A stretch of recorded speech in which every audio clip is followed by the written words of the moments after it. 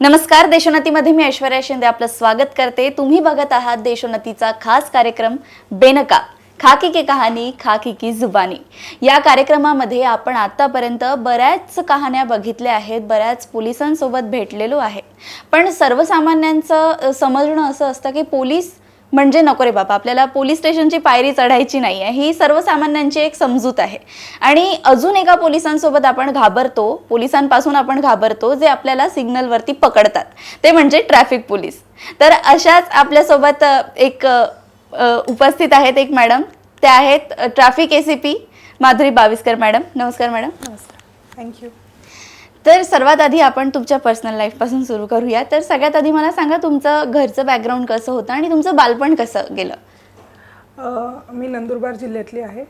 वडील माझे तिथे एका GTP ज्युनियर कॉलेज आहे तिथे प्राध्यापक होते, आता यावर्षीच रिटायर्ड झाले आहे। आणि आई गृहिणी होती।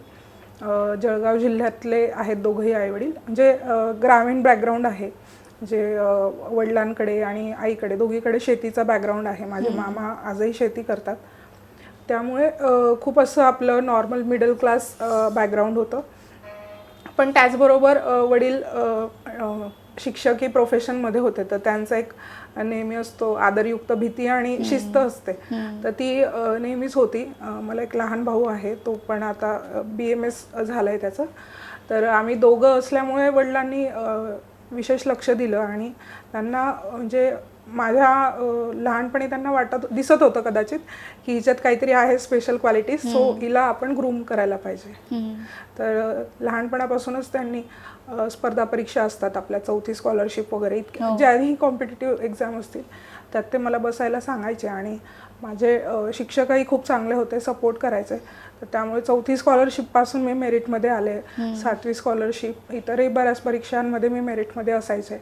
10वीला पण मी मेरिटला आले नाशिक बोर्डात। 12वीला सायन्समधून नंदुरबार जिल्ह्यात पहिली होते आणि राष्ट्रीय स्तरावरची doctor Ambedkar national merit award त्यात तो मला त्यावर्षी मिळाला। आणि सायन्स बॅकग्राऊंड होतं, CETच्या बेसिसवर पुण्यातलं COEP, तिथं मी सिव्हिल ब्रांचला एनरोल केलं। आणि मग त्यानंतर सिव्हिल इंजिनिअरिंग करता करता एक ग्रामीण भागातले असतो आपण, तर आईवडिलांनी सांगायचं आईवडील की कलेक्टर कोण असतात, SP कोण असतात, तर ते त्यांचे अधिकार पाहून असं वाटायचं की आपणही ग्रामीण भागातल्या लोकांसाठी किंवा ॲडमिनिस्ट्रेशनमध्ये जाऊन काहीतरी करायला हवं। त्यामुळे इंजिनिअरिंगला गेलं तरी मन रमत नव्हतं, तर असं वाटलं की आपण सिव्हिल सर्व्हिसेसचा अभ्यास करायला हवा। तर मग कॉलेजच्या 4th इयरला प्लेसमेंट झालेली माझी 2 सॉफ्टवेअर कंपनीजमध्ये, पण मी ते नाकारलं आणि फुल टाईम अभ्यास करायचं ठरवलं। त्यानंतर मग मी पुण्यात प्रिपरेशनला सुरू केलं, क्लासेस लावले। बेसिक इन UPSC होता, IAS IPSसाठी प्रयत्न करायचे, पण त्याचबरोबर MPSCची परीक्षा दिली। फर्स्ट अटेम्प्टलाच माझं सिलेक्शन झालं DYSP। अरे वा। मग त्यानंतरही UPSCचा 1 वर्ष अभ्यास केला, इंटरव्ह्यू दिला त्यावर्षी, पण काही मार्कांमुळे सिलेक्शन नाही झालं। आणि मग त्यानंतर MPSCचं जे रूल्स असतात त्यानुसार मग मी सर्व्हिस जॉईन केले। आणि मग महाराष्ट्र पोलीस अकॅडमीमध्ये 1 वर्ष आमचं फिजिकल प्लस मेंटल स्ट्रेंथ वाढवण्यासाठी जे आमचं ट्रेनिंग असतं विशेषतः, आणि लॉ, तर हे 1 वर्षाचं ट्रेनिंग करिक्युलर कंप्लीट केलं। तर ह्याच्या ट्रेनिंगचा जो पिरियड होता, आता जसं आम्ही तर मूवीजमध्येच बघितलं आहे की पोलिसांचं ट्रेनिंग म्हणजे खूपच डेंजरस असतं, त्यांना खूप गोष्टी कराव्या लागतात। तर आधी तुम्हाला अशी काही भीती वगैरे होती का? कारण तुम्ही असं सांगितलं की तुम्हाला पोलीसच व्हायचं असं काही तुमचं ठरलेलं नव्हतं, तर तुम्हाला सुरुवातीला अशी काही भीती वगैरे वाटत होती का तेव्हा ट्रेनिंगचं? असं ऐकून तर असालच ना तुम्ही? बरोबर। कसं असतं, कॉन्स्टेबलरी आणि PSI यांची आधी फिजिकल एक्झाम होते आणि नंतर लेखी एक्झाम असते, तर ते फिजिकलची खूप तयारी करत असतात। परंतु राज्यसेवे म्हणजे जे क्लास 1 आणि क्लास 2च्या ज्या परीक्षा असतात त्याच्यात डिरेक्ट सिलेक्शन होतं। तर मग त्यात आम्हाला एक भीती नक्कीच होती आणि सगळ्यांनी तसं एक घाबरवलं होतं की मुली आहात, तिथलं फिजिकल ट्रेनिंग खूप टफ असतं। परंतु आमच्या बॅचमध्ये आम्ही 8 मुली होतो आणि 19 मुलं। मुलांचं कितीही पाहिलं तरी त्यांचा शारीरिक स्टॅमिना जास्तच असतो बरोबर. आणि मुलींनाही थोडंफार इंजुरीज वगैरे, कारण बऱ्याचदा दुर्लक्ष झालेलं असतं आपलं ग्रॅज्युएशनच्या वेळी. तर तसं करत करत पण आमचे जे ट्रेनर्स होते आणि बाकीचे जे टीचर्स होते तर मोटिवेट करायचे मुलींना. थोडंसं इंजुरीज सगळ्यांनाच झाल्यात आम्हाला, नाही असं नाही, पण त्यानेच आमचं मेंटल एक स्टॅमिना, मेंटल स्ट्रेंथ आहे जी फिजिकल याच्यातनंच बिल्ट होते. आणि पोलीस विभागाला जी शिस्त लागते, तुम्ही जी परेड बघतात तर त्यातला जो एक शिस्त आहे तर तो आम्हाला ट्रेनिंग शिवाय येणार नाही. आणि सामान्य नागरिक आणि पोलिसांमध्ये तोच फरक आहे की ती आमची शिस्त आहे, खात्याची शिस्त आहे, युनिफॉर्मची शिस्त आहे. तर ते घडवण्यासाठी आमचं ट्रेनिंग तितकंच महत्त्वाचं आहे. आणि या सगळ्या पिरियडमध्ये तुमच्या आईवडिलांच्या किंवा घरच्यांच्या तुमच्याकडून काय अपेक्षा होत्या? त्यांनाही भीती होती की ही कसं करेल, काय करेल. किंवा त्यांना जर आम्ही असं सांगायचो की आम्ही सकाळी 4:30ला उठतो दिवसभर आणि रात्री 9ला झोपतो, पूर्ण दिवसभर आमचं असं शेड्यूल असतं, तर ते सांगून त्यांना वाईट वाटायचं. पण त्यांनाही माहिती होतं की पर्याय नाही आहे. आणि जेव्हा एक आमचा टर्म संपल्यावर जेव्हा फॅमिलीज आल्या होत्या आम्हाला घ्यायला 4 महिन्यांनी, दिवाळीच्या सुट्ट्या होत्या, तर त्यांनी आमचं दुरून आमचं ट्रेनिंग पाहिलं. तर त्यावेळी आमच्या फॅमिलीजच्या डोळ्यात पाणी आलं होतं, जे फॅमिली मेंबर्स आले होते बॅचमेटचे. परंतु त्यांनाही जाणवलं की मुलं असो की मुली असो, we all were officers in making. So कोणालाही सूट नव्हती त्यातनं, आणि त्यातनंच आमचं बेस्ट येऊ शकलं. या सगळ्या जर्नीमध्ये तुमचे आयडल कोण होते? प्रशासनात येताना आमचे बरेचसे आयडल्स होते, परंतु एक असतं की अभ्यास करताना तुमचे वेगळे आयडल्स असतात, पण त्यानंतर मग तुम्ही जेव्हा सर्व्हिसमध्ये येतात तेव्हा तुम्हाला कळतं की बऱ्याचदा रिअल लाईफ हिरोज असे असतात की ते स्वतःचं प्रसिद्धी करत नाही. तर ते रिअलिझम नंतर यायला लागलं. त्यामुळे आता बरेच सारे सर्व्हिसमध्ये आता आमचे आयडल आहेत. असं विशेष असं नाव नाही घेऊ शकत सध्या, परंतु हे सगळे जे वरिष्ठ अधिकारी आहेत ते स्वतः सगळेच एक आयडल्स आहेत. आणि त्यांचं मार्गदर्शन असतं किंवा त्यांच्या आपण रिअल लाईफ स्टोरीज ऐकतो तेव्हा असं वाटतं की आपणही त्यांच्यासारखं बनायला पाहिजे. खूप सारे आहेत, नाव नाही घेऊ शकत. नक्कीच. पण आता तुम्ही इतक्या वर्षांपासून काम करताय, तुम्ही खूप एक्सपिरियन्स घेतलेला आहे आणि बऱ्याचशा अशा गोष्टी असतील, तुम्ही काम करता करता तुम्हाला असं वाटत असेल as a normal human being की यार हे आपल्या समाजात काय चालू आहे. म्हणजे काही थरारक घटना असतात, काही घटना इमोशनल असतात, काही खूपच विकृत असतात. तर अशी एखादी घटना तुम्हाला आठवते का या क्षणाला की तुम्ही कधीच विसरू नाही शकलात आजपर्यंत? जेव्हा पर्सनल इन्व्हेस्टिगेशन करतो बऱ्याचदा, तेव्हा त्या घटना आपल्याला खरंच मनाला भावून जातात. प्रोबेशन असतो आमचा 1 वर्षाचा कालावधी. तर मी रायगड जिल्ह्यात होते आणि माझी एक फर्स्ट इंडिपेंडंट केस होती पॉक्सोची. त्यातली विक्टीम 4-4.5 वर्षाची होती आणि जो आरोपी होता तो 55 वर्षाचा होता. तर ती खूप एक डेलिकेट केस होती पॉक्सोची आणि माझा पहिलाच तपास होता स्वतंत्रपणे. तर तो आरोपी, ती मुलगी 2 दिवस झाले तरी घटना सांगत नव्हती. 3ऱ्या दिवशी तिचे आईवडील आले, त्या मुलीला आम्ही विश्वासात घेतलं. मग तेव्हा कुठं ती बोलती झाली, कोणी केलं ते सांगितलं. त्यानंतर तो आरोपी आम्ही पकडला. पण त्या प्रोसेसमध्ये त्या मुलीवर काय मानसिक तिला किती त्रास झाला असेल तर ते आपण समजून घेऊ शकतो. तर त्यात तिला पोलीस असलो तरी मग तिला आम्ही सांगितलं की मी तुझ्या मावशीसारखी आहे. तर तसं आपण एक स्टेप पुढे जातो माणुसकीच्या नात्याने, तेव्हा तो व्हिक्टीम आपल्याकडे ओपन अप होतो. तर ती माझी फर्स्ट केस होती आणि तिच्यात आम्हाला कन्व्हिक्शनही लागलं 20 वर्षाचं त्या आरोपीला. तर त्यानंतरही बऱ्याच केसेस आल्या, पण ती फर्स्ट होती त्यामुळे अजूनही ती लक्षात आहे. आता तिला 6 वर्ष झाले त्या केसला. अच्छा. आणि तुम्ही ॲज अ महिला, म्हणजे आता आपण बघतो की आजूबाजूला खूप महिला अत्याचाराच्या घटना घडत आहेत, ते सोशल मीडिया थ्रू असो किंवा असं नॉर्मल असो, पण तुम्ही ॲज अ महिला जेव्हा त्याला इन्व्हेस्टिगेट करता, अशा केसेस तुम्ही बघता, तर तुम्हाला म्हणजे नॉर्मल ह्युमन बिंग किंवा महिला म्हणून तुम्हाला काय वाटतं? बऱ्याचदा तर मी तुम्हाला एक रियालिटी सांगते. बऱ्याचशा अशा असतात की टेक्निकल केसेस आमच्या भाषेत म्हणतो की बऱ्याचदा प्रेमसंबंधातनंही होतात अशा केसेस. तर त्या केसेस वेगळ्या असतात. पण जे जेन्युइन तुम्ही म्हणताय की स्त्री अत्याचाराच्या केसेस आहेत, तर तेव्हा आम्ही पण महिला अधिकारी म्हणून आम्हालाही त्या आरोपीची तितकीच चीड येत असते. परंतु त्यावेळी आम्हाला इमोशनली न काम करता आम्हाला त्या केसचं कन्व्हिक्शन आणणं हे सगळ्यात जास्त महत्त्वाचं असतं. त्यामुळे तो तपास किती जास्त तांत्रिकदृष्ट्या फुलप्रूफ करणं, त्याच्यात फॉरेन्सिक एव्हिडन्सेस जितके जास्त असतील तितके ते गोळा करणं ते जास्त महत्त्वाचं आहे. कारण राग आपला तात्पुरता असतो, परंतु त्या आरोपीला जर शिक्षा झाली तरच त्या व्हिक्टिमला न्याय मिळणार आहे. तर ते एक ते जर आम्ही सांभाळलं तर तो एक आमच्या डोक्यातला मोठं असला तर ते केसला खरंच न्याय देता येतो. आणि आता एक मला प्रश्न असा थोडा वेगळा विचारावासा वाटतोय की तुम्ही आता महिला आहात आणि महिलेचं जीवन तर माहितीच आहे की तिला घरचंही सांभाळायचं आहे आणि बाहेरचंही सांभाळायचं आहे आणि सगळं बॅलन्स करायचं महत्त्वाची गोष्ट.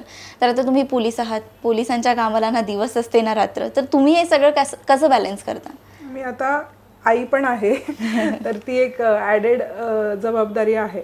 तर खरंच आहे की आमच्याकडे बऱ्याचदा कामाचे तास नाही आहेत फिक्स. म्हणजे कॉन्स्टेबल असो किंवा अधिकारी असो, नागपूर शहरात एक चांगला उपक्रम आहे की कॉन्स्टेबलला 8 तास ड्युटी फिक्स्ड आहे, परंतु अधिकाऱ्यांच्या बाबतीत असं नाही होत. आम्हाला 24 तास आम्हाला उपलब्ध राहावं लागतं, ते आमची सर्व्हिसची डिमांड आहे. तर त्यात कधी कधी होतं वर्क लाईफ बॅलन्स होत नाही. कधी कधी बऱ्याचदा फॅमिलीच्या गोष्टी टाळाव्या लागतात, प्रायोरिटी नसते ती आणि कामालाच महत्त्व द्यावं लागतं. परंतु त्यात फॅमिली सपोर्ट असला, म्हणजे हस्बंड आहेत माझे, आई, सासूबाई, ह्या सगळ्या सांभाळायला असतात माझ्या मुलीला, त्यामुळे मग मी माझ्या ड्युटीला पण तेवढं न्याय देऊ शकते.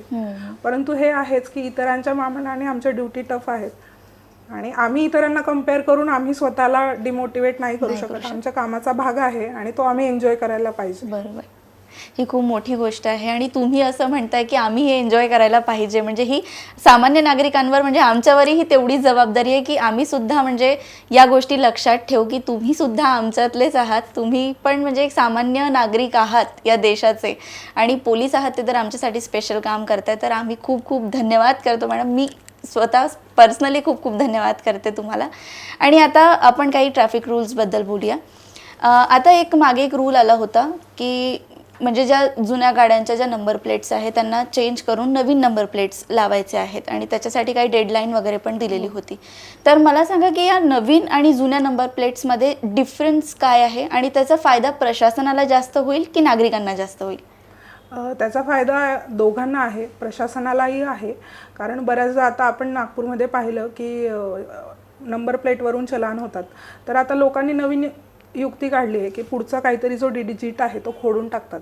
त्यामुळे आम्हालाही चलान करताना अडचण येतं किंवा चुकीच्या व्यक्तीला चलान जात आहे. आणि नागरिकांनाही त्यामुळे जे बऱ्याच त्यांची चूक नसताना त्यांना चलान येत आहे. तर ॲटलिस्ट या नवीन नंबर प्लेटमुळे त्याचं जे असं कोणी नंबर प्लेट सोबत टेम्परिंग करतात किंवा अशा बोगस नंबर प्लेट घेऊन फिरतात, त्यामुळे बऱ्याचशा गुन्ह्यांमध्ये वगैरे त्याचा उपयोग होतो. तर तेही टाळता येणार आहे. आणि एक युनिफाईड नंबर सिस्टीम असली भारतासाठी, म्हणजे इतर राज्यांमध्येही आपल्याकडे पाहिलं असेल की नागपूरमधून गाड्या चोरून एमपीत विकल्या जातात, तर तेही प्रकार टाळायला मदत होणार आहे. त्यामुळे याचा नागरिकांना आणि पोलिसांना आणि आरटीओ तिघांनाही फायदा आहे. अच्छा, मी तर दोघांनाच म्हणत होती, तिघांना फायदा आहे, ही खूप चांगली गोष्ट आहे. अजून एक रूल होता की म्हणजे समोर जो गाडी चालवतोय त्याला तर हेल्मेट घालायचंच आहे, पण मागे जो बसलेला आहे त्याला सुद्धा हेल्मेट घालायचं आहे. तर सामान्य नागरिकांकडून आम्ही सुद्धा प्रतिक्रिया मागवल्या होत्या. तर त्यांचं थोडंसं असं निगेटिव्हमध्ये होतं की शहरातल्या शहरात मागचा माणूसही हेल्मेट कशाला घालायला पाहिजे. तर पोलिसांचं काय मत आहे की त्यांनी का बरं हा रूल क्रिएट केलेला आहे किंवा फायदा कशा प्रकारे होऊ शकतो? हा रूल आधीपासूनच आहे हेल्मेट रायडरसाठी, की जो रायडर आहे आणि पिलियन आहे मागे बसलेला, या दोघांना हेल्मेट बंधनकारक आधीपासून आहेत आपल्या कायद्यात. परंतु आता मागे जो आला डिसेंबर एंडला, तर ते सर्क्युलर जुन्याच कायद्याचा अवलंब करण्यासाठी आम्हाला सगळ्यांना ते एक सर्क्युलर आलं होतं. म्हणजे ती कायद्यात पूर्वीपासूनच ते होतं, फक्त त्याचं आता इम्प्लिमेंटेशन करा म्हणून आम्हाला लेटर आलं होतं. पण त्याचा समाजात बऱ्याच लोकांनी विरोध केला. पण हेल्मेट सक्ती ही महत्त्वाचीच आहे. आपण पाहिलं असेल मागच्या वर्षीचा डेटा मी सांगते, नागपूर शहरात 345 लोकांचे रोड ॲक्सिडेंटमध्ये मृत्यू झाला आहे. म्हणजे आपण म्हणतो की नागपूरमध्ये मर्डर्स होतात, पण मर्डर्सपेक्षा ही आकडेवारी खूप कितीतरी जास्त आहे आणि तो सायलेंट किलर आहेत रोड ॲक्सिडेंट. बरोबर. आणि त्यात बऱ्याचदा आढळलं आहे की ओव्हर स्पीडिंगमुळे सगळ्यात जास्त ॲक्सिडेंट झाले आणि हेल्मेट असते तर बऱ्याच लोकांचे प्राण वाचले असते. आता आम्ही तो पण डेटा काढणार आहोत की की असे किती ॲक्सिडेंट आहेत की हेल्मेट असते तर किती प्राण वाचू शकले असते. तर हे आपल्या सुरक्षिततेसाठी आहे. पोलिसांना चलान करण्यासाठी हा नियम नाही आहे, तो आधीपासूनच आहेत. परंतु आपली सामाजिक रचना पाहिली असता आणि लोकांकडनं हे केलं असता ते आम्ही शिथिल केलं आहे. सध्या तरी फक्त जो रायडर आहे त्यालाच हेल्मेट सक्ती आहे. आम्ही म्हणजे जनजागृती करतोय. नागपूर शहरात आता माननीय CP sir doctor Ravindra single sir आणि आमचे DCP traffic Archit Chandak sir यांच्या संकल्पनेतून आम्ही मागच्या महिन्यात 1000 हेल्मेट वाटप केलं लोकांना हेल्मेटची जागृती होण्यासाठी. तर आपल्या सगळ्यांना मिळून म्हणजे पोलीस असतील, सिव्हिल सोसायटी असतील, मीडिया असतील, आपण सर्व जितकं हेल्मेटबाबत प्रबोधन करू तितकं लोकांमध्ये त्याचा अवेअरनेस वाढणार आहे. म्हणजे ते चलांसाठी नाही आहे, आपल्या रक्षेसाठीच आहे. आणि आता तुम्ही इतक्या केसेस बघता तर आधीच्या कंपॅरिझनमध्ये आणि आताच्या कंपॅरिझनमध्ये म्हणजे आता जसं आपल्याला माहिती आहे की टेक्नॉलॉजी खूप वाढलेली आणि इन्व्हेस्टिगेशन करताना तुम्हालाही खूप हेल्प होतच असेल, पण त्याच टेक्नॉलॉजीचा गैरवापर करून क्राईमसुद्धा होतो. तर तुम्हाला काय वाटतं की आधीच्या कंपॅरिझनमध्ये आणि आताच्या कंपॅरिझनमध्ये इन्व्हेस्टिगेशनमध्ये काय फरक आला आहे किंवा आता जास्त फायदा होतोय की आधी सोपी होतं, काय वाटतं तुम्हाला? आधी सोपं होतं असं म्हणू शकतो, कारण आता आपण आर्टिफिशियल इंटेलिजन्सच्या जगात आलो आहोत. तर कोणाचाही फोटो मॉर्फ करणे खूप सोपं झालं आहे आणि त्यातही आपल्याला एक्सपर्टची मदत घ्यावी लागते. बऱ्याचदा फोटो मॉर्फ करून ब्लॅकमेलिंग होतात किंवा फिमेल मोलेस्टेशन किंवा त्यांना ब्लॅकमेल करून अजून काहीतरी सेक्सटॉर्शन होणे. तर असे प्रकार वाढत चालले आहेत. तर त्यासाठी टेक्नॉलॉजी ही आपण म्हणतो की दुहेरी तलवार आहे, आपण आधीपासून म्हणत आलोय. परंतु आपण आता अशा जगात आलोय की खरं आणि खोटं ओळखायलाही अवघड झालं आहे. तर खूप म्हणजे पोलिसांसाठी पण ते चॅलेंजिंग आहे, कारण आम्ही देखील इतके टेक्निकली अडॉप्ट नाही आहे. आम्हालाही दुसऱ्यांचं गायडन्स घ्यावे लागतं. परंतु नवीन जसं तंत्र येतंय तसं आम्ही पोलीस डिपार्टमेंटही स्वतःला अपग्रेड करत आहे. आणि मॅडम एक मिसकन्सेप्शन आहे ट्रॅफिक पोलिसांबद्दल. आता म्हणजे हा प्रश्न थोडा वेगळाच आहे, मलाही भीती वाटते विचारायला, पण मी विचारते. असं मिसकन्सेप्शन आहे की ट्रॅफिक पोलिसांना एक काहीतरी टार्गेट असतो आणि ते कंप्लीट करण्यासाठी ते लोकांना अडवतात आणि चालान वगैरे काढतात. तर हे कुठपर्यंत सोपी आहे किंवा म्हणजे हे सोपी तर नाहीच आहे ना, कारण त्यांना पण एक प्रशासनिक कार्य करायचं आणि हे खरंही नाही आहे, मलाही माहिती आहे. पण तरी लोकांना असं समज आहे की पोलिसांना काहीतरी एक टार्गेट दिलेला असतो, त्यांना ते कंप्लीट करायचं आहे, त्याच्यामुळे ते लोक आमचं चालन वगैरे फाडतात. आणि याच्यामध्ये तुम्हाला ॲज अ ट्रॅफिक ACP तुम्ही लोकांना काय सांगू इच्छिता? असं आम्हाला कोणतंही टार्गेट नसतं आणि कसं आहे, आमच्या लोकांना समोर व्हायलेटर दिसतो आहे तर त्याच्यावर ॲक्शन तर आम्हाला घ्यायचीच आहे. आणि जोपर्यंत ॲक्शन घेणार नाही लोकांचा रोड ॲक्सिडेंटमध्ये अजून रोड ॲक्सिडेंट वाढतील आणि अवेअरनेस होणार नाही. कारण आपण अशा शहरात आहोत, तुम्ही चौकात थांबला आहे आणि तुम्ही इकडनं जाताय आणि रॉंग साईडने जर दुसरा सिग्नल व्हायलेट करून आला तर तो डायरेक्ट ॲक्सिडेंट होणार आहे, भर चौकात ॲक्सिडेंट होणार आहे. तर रोडचे नियम पाळणं हे तुमच्या आमच्यासाठी एक सिविक सेन्स आहे, ती आपली सगळ्यांची जबाबदारी आहे. तर त्याचं कोणीतरी उल्लंघन करत असेल तर त्यावर कारवाई आमचे लोक करतात. आणि हेल्मेटबद्दल मी जसं सांगितलं तर हेल्मेट जागृती आहेच, तर त्यासाठी आम्ही बऱ्याचदा चलान करत असतो. परंतु तुम्हाला एक सांगते की आमच्याकडे जी आकडेवारी आहे, आम्ही चलान करतो पण लोकांचं चलान भरण्याकडे खूप जास्त दुर्लक्ष आहे. लोक खूप टाळाटाळ करतात आणि त्यांना असं वाटतं जान देना क्या हो रहा है, चलान आ रहा है लेकिन भरने का तो नहीं है. म्हणजे त्यांच्यामध्ये तो सिविक सेन्स अजून आला नाही आहे की तुम्ही जसं प्रॉपर्टी टॅक्स भरतात, इतर टॅक्स भरतात, परंतु चलांबद्दल लोकांची खूप उदासीनता आहे. आणि पूर्ण आकडेवारी मी तुम्हाला नाही सांगू शकत, पण 10 ते 15% लोक फक्त चलान भरतात. तर तुम्ही बघा, आणि आमच्याकडे अनपेड चलान भरपूर आहेत. माननीय लोक अदालतमध्ये जाऊन आम्ही लोकांना बोलवतो, त्यांना फोन करतो, समन्स पाठवतो, तेव्हा काही लोक येतात आणि स्वतःहून चलान भरतात. तरी देखील चलान पूर्णपणे भरलं जात नाही आहे. आणि काही महाभाग आपल्या नागपूरमध्ये असे आहेत की त्यांच्या नावावर 50-50, 60-60 चलान आहे. 50-50, 60-60 हजाराचे चलान त्यांचे पेंडिंग आहेत.